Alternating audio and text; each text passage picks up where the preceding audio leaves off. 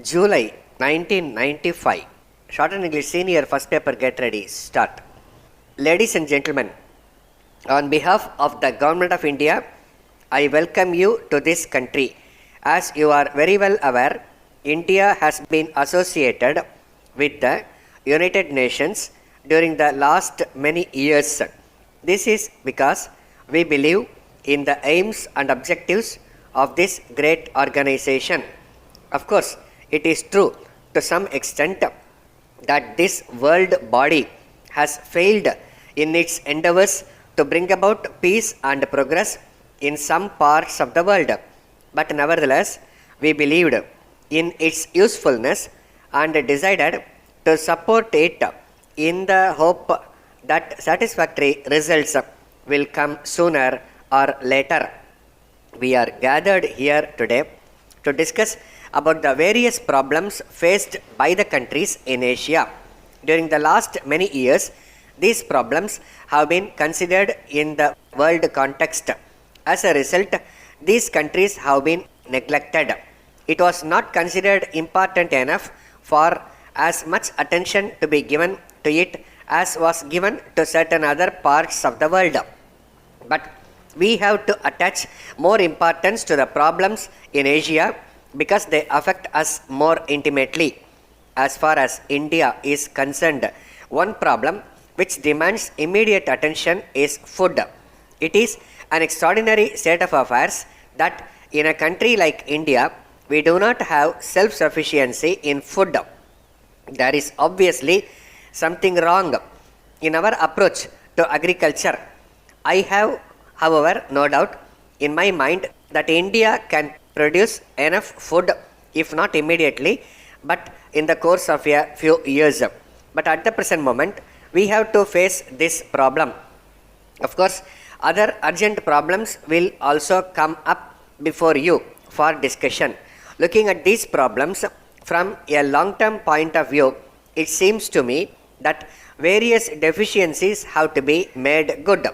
We have to increase our production, both agricultural and industrial, in order to see that the standard of living of our people is increased to a great extent.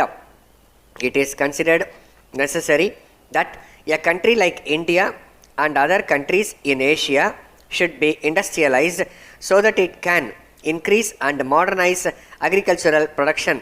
It is important in this context that advanced countries should help us in this process with capital equipments and their special experience. But in doing so, it is to be borne in mind that no Asian country will welcome any such assistance if there are conditions attached to it. We would rather delay our development than submit to any kind of domination by any other country. This is a principle which is accepted by everyone in India. I am sure that people in other countries in Asia also accept it. Now, I would like to say a word about population in India. A great deal has been said and written about our tremendous population. It is true that we cannot solve any problem if our population growth is not checked efficiently and as quickly as possible. Well, I have no desire for the population of India to go on increasing. I am all in favor of checking this growth. Finally, ladies and gentlemen, you have come to this country for the first time.